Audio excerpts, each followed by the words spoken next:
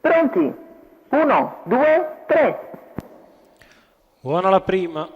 Al comando Arnaldo Benal, al largo Eva Cantef, in corda Chanel DVS, partito bene Bluff dei Greppi che è subito a ridosso dei primi. Poi in corda Eagle che precede Ellie delle Naldine. Numero 10 Ezechiela Amore squalificato. Stecca.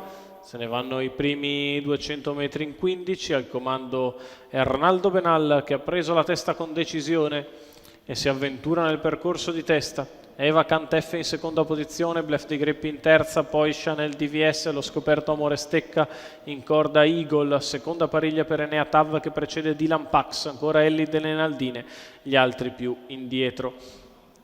Primo quarto addirittura in 30 per il battistrada. Sposta Bluff dei Greppi che va a chiedere strada ad Arnaldo Benal, il quale dopo essersi sfogato per 400 metri lo lascia sfilare. E così Bluff dei Greppi passa. Allo scoperto rimane Amore Stecca sempre con in scia Enea Tav, la terza pariglia esterna è per Dylan Pax. E Arnaldo Benal segue le mosse del battistrada e favorito Bluff dei Greppi, quale a sua volta è seguito da Eva Cantef e quindi Chanel DVS, Eagle, Axel Nib, via via gli altri. Chilometro passato in 1, 16,4. Il favorito in vantaggio, passaggio sotto alle tribune. Bluff dei Greppi su Arnaldo Benal, di fuori sempre Amore Stecca con in scia Enea Tav, in corda Eva Cantef, poi Chanel DVS e Dylan Pax. 1200 passati in 1, 31,4. Sulla curva di destra continua indisturbato Bluff dei Greppi al comando.